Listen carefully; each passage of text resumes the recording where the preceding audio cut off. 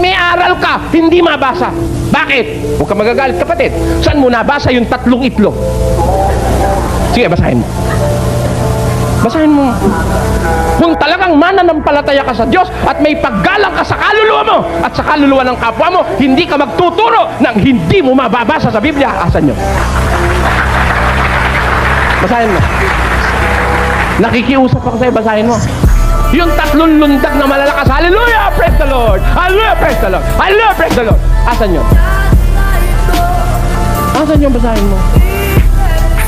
Barden yan eh. Is that not a barden? Inaatang nyo sa tao yan eh. Pinalalundag mo ng 3. Eh, pero-biro mo yun. Ang kanyang timbang ay 295 pounds.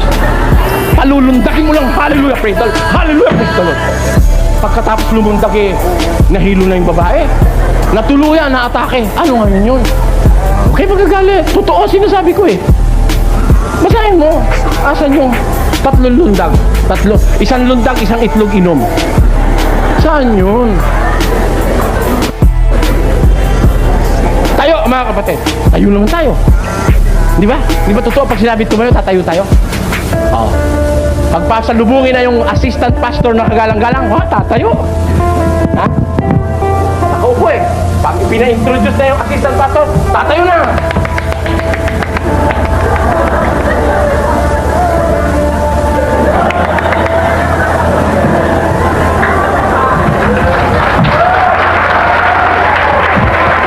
Ang tanong, nababasa ba yan?